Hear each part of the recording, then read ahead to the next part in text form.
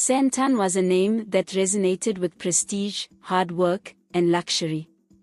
To the outside world, it symbolized success and the rewards that came with dedication and perseverance. The bustling streets were lined with high-end boutiques, the skyscrapers glistened in the sunlight, and the nightlife buzzed with energy and opulence.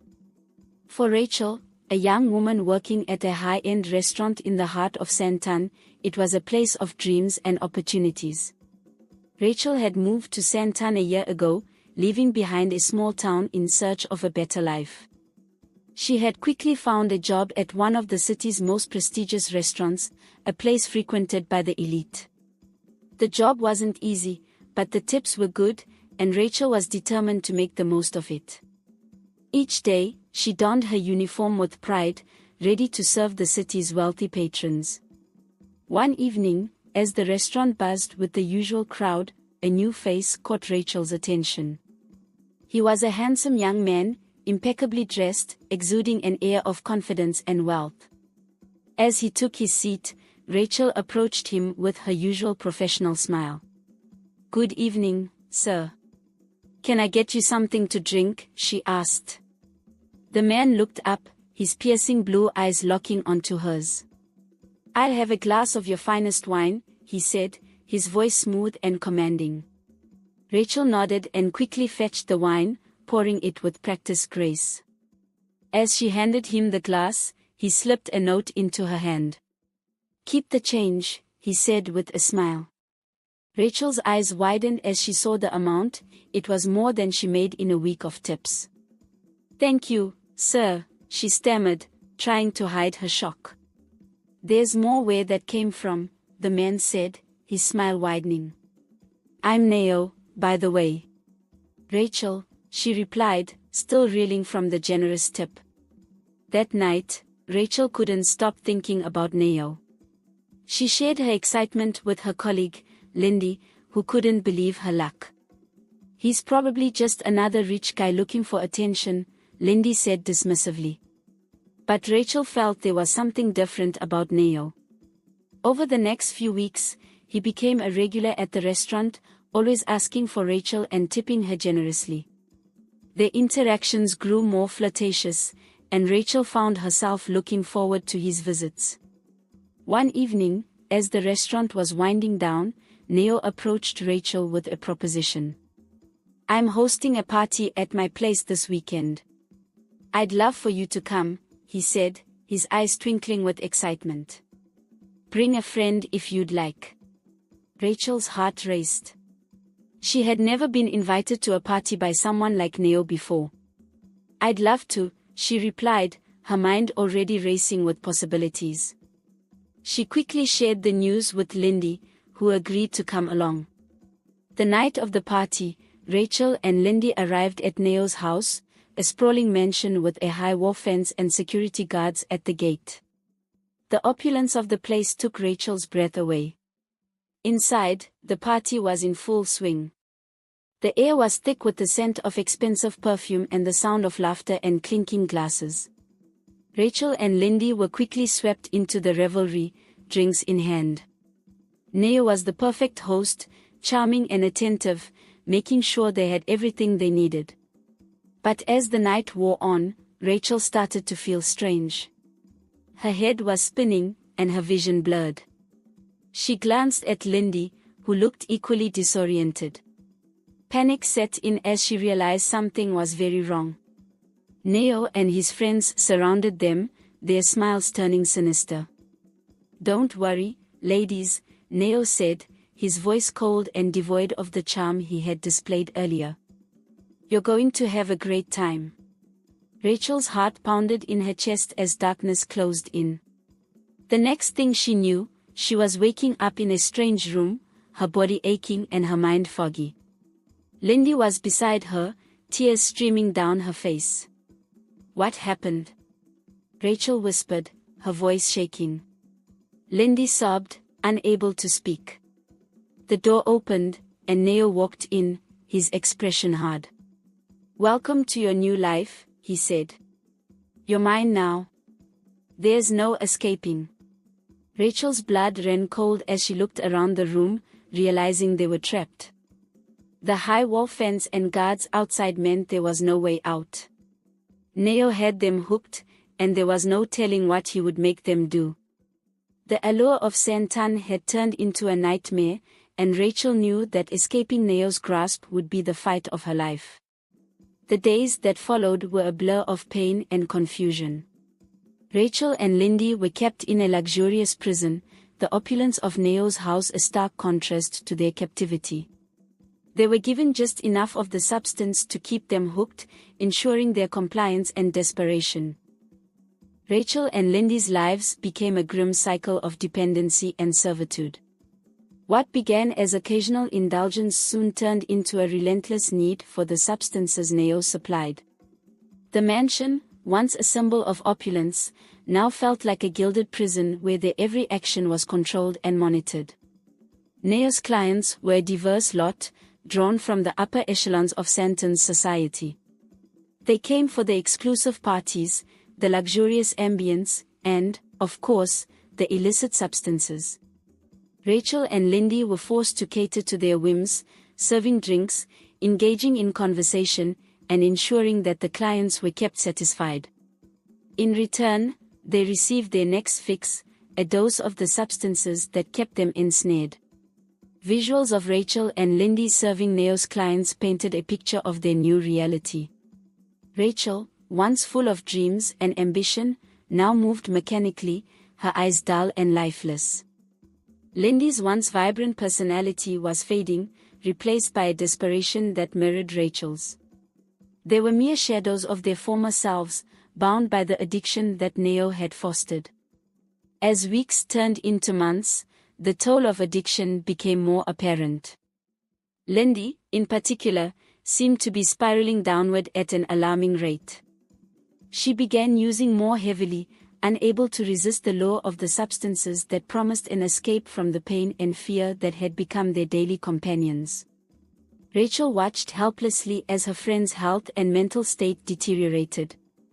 Lindy's once bright eyes were now perpetually bloodshot, her skin pale and marked by the signs of her addiction. She grew thinner, her clothes hanging loosely on her frail frame. The vibrant laughter that once characterized her was replaced by vacant stares and erratic behavior. Visuals of Lindy's downward spiral showed her in various states of distress, struggling to stand, collapsing in tears, or lashing out in anger and confusion. Rachel's attempts to comfort and support her were often met with hostility or indifference, as Lindy became increasingly consumed by her need for the substances. The inevitable happened one night during another of Neyo's lavish parties. The mansion was filled with music and laughter, the air thick with the scent of expensive perfumes and the haze of smoke. Rachel and Lindy moved through the crowd, their actions now driven by habit rather than any genuine engagement. Lindy's behavior that night was erratic. She had taken more than usual, her desperation driving her to seek an oblivion that the substances promised. Rachel tried to keep an eye on her, but the demands of the clients and Neyo's watchful gaze made it difficult. Suddenly, a commotion erupted in one corner of the room. Rachel's heart sank as she saw Lindy collapse, her body convulsing. Panic spread among the guests, some of whom hurriedly left to avoid any association with the incident. Neyo and his friends quickly moved to cover up what had happened, trying to control the situation. Rachel rushed to her friend's side, but it was too late. Lindy's eyes were open but unseeing, her body limp and unresponsive. The realization hit Rachel like a physical blow. Lindy was gone, a victim of the very substances that had ensnared them. In the aftermath of Lindy's overdose, Rachel was consumed by grief and guilt. She was kept away from the body, Neyo's men ensuring that there would be no police involvement, no questions asked. Lindy's death was to be quietly swept under the rug, another casualty in the dark underbelly of Sandton's nightlife. Rachel mourned her friend in isolation, confined to a dark room where the reality of her situation pressed down on her. Visuals of Rachel crying alone in the dim light captured the depth of her despair. She felt trapped, her dreams shattered, and her spirit broken. Lindy's death weighed heavily on Rachel's conscience. She replayed the events leading up to that night over and over in her mind, wondering if there was something she could have done differently. The guilt gnawed at her, deepening her sense of hopelessness. Neyo, ever the manipulator, seized upon Rachel's vulnerable state. He approached her with a facade of sympathy, his voice soft and soothing as he spoke. "You need to forget about Lindy," he told her, his tone gentle but firm. "Focus on surviving, Rachel. It's the only way you'll get through this." Rachel, though filled with grief, could see the cold calculation in Neyo's eyes. He wasn't offering comfort, he was tightening his control over her. Visuals of Neyo's increasing control showed him guiding Rachel through the mansion, his hand on her shoulder, his voice a constant presence in her ear. Rachel felt herself slipping further under Neyo's influence. He isolated her from the other staff and clients, ensuring that her only source of comfort and sustenance came from him. The more she relied on him, the deeper her dependency grew, not just on the substances but on Neyo himself. Rachel's breaking point came on a quiet night, alone in her room. The weight of her grief, guilt, and addiction pressed down on her, suffocating her spirit. Visuals of Rachel contemplating escape showed her staring out of a window, the moonlight casting a pale glow on her tear-streaked face. She felt overwhelmed by the darkness that surrounded her, both literally and metaphorically. Her thoughts turned to escape, but the high walls and armed guards made the idea seem impossible. Yet, deep within her, a spark of defiance remained. She couldn't let Lindy's death be in vain. She couldn't continue living as a puppet under Neyo's control. Rachel knew she had to find a way out. The path ahead was fraught with danger, but she was determined to reclaim her life, no matter the cost. She would need to be careful, to bide her time and wait for the right moment. And when that moment came, she would seize it with all the strength she had left. With renewed resolve, Rachel began to plan her escape, her mind sharpening as she focused on her goal. She would fight for her freedom, and for Lindy's memory, she would find a way to break free from the nightmare that had ensnared her. She began to observe her surroundings more closely, taking note of the guards' routines and the layout of the mansion. She knew she couldn't do it alone, she needed an ally who shared her desire for freedom. Rachel found a potential ally in Kate, a sympathetic housemaid who had witnessed the horrors of Neyo's world but had managed to stay under the radar. Kate was cautious, having seen what happened to those who defied Neyo, but Rachel's desperation and resolve eventually convinced her to help. Together, they devised a plan. They decided to make their move during one of Neyo's lavish parties when the mansion would be filled with guests and the security might be more relaxed. Kate would create a distraction in the kitchen, drawing the guards' attention, while Rachel slipped out through the back gate. Rachel knew that she needed to gather supplies for her escape. She quietly collected items that would help her, a small utensil for self-defense, a flashlight, and a map of the city she had found in the mansion's library. Each item was hidden carefully in her room, ready for the night of the escape. Visuals of Rachel gathering supplies showed her moving cautiously around the mansion, her eyes constantly scanning for any sign of suspicion. She knew that one wrong move could ruin everything, but her determination kept her focused. The night of the party arrived, and Rachel's heart pounded with anticipation. She and Kate exchanged a determined glance before putting their plan into action. Kate went to the kitchen, where she started a fire in one of the ovens. The smoke quickly filled the room, triggering the alarm and drawing the guards' attention. Rachel seized the moment, slipping out of the party and making her way towards the back gate. Her pulse quickened as she approached the gate, which was left slightly ajar during the commotion. She glanced back to see the guards rushing towards the kitchen, their focus entirely on the fire. Rachel squeezed through the gate and sprinted down the dark alley beyond. She could hear the shouts of the guards behind her, but she didn't look back. Her breath was ragged, and her legs burned, but she kept running, fueled by the adrenaline and the hope of freedom. The city streets were a blur as she ran, her mind focused on reaching safety. She had planned her route carefully, avoiding the main roads and sticking to the shadows. Finally, after what felt like an eternity, she stumbled upon a small, nondescript building, a safe house she had learned about from Kate. Rachel burst through the door, collapsing at the feet of a startled woman. "Help me," she gasped, her voice barely a whisper. "Please, help me." The woman quickly took her in, offering her water and a place to rest. Rachel's body trembled with exhaustion and fear, but she felt a glimmer of hope for the first time in months. She had escaped Neyo's grasp, but she knew the fight was far from over. In the days that followed, Rachel began the long journey of recovery. The safe house was run by a group of women who had once been in similar situations, and they provided her with the support and resources she needed to heal. Rachel's physical wounds began to mend, but the emotional scars would take longer to heal.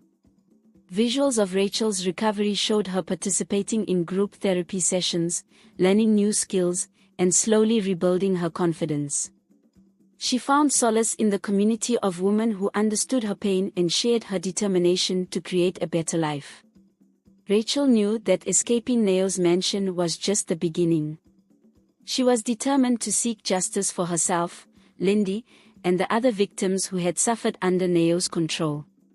With the support of the safe house, she contacted the authorities and provided them with the information they needed to launch an investigation.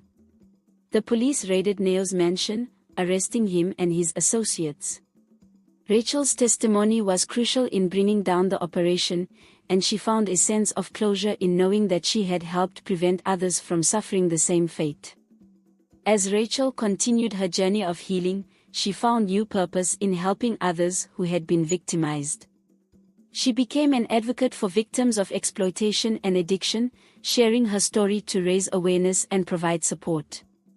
Lindy's memory remained a guiding light, reminding her of the importance of fighting for justice and freedom.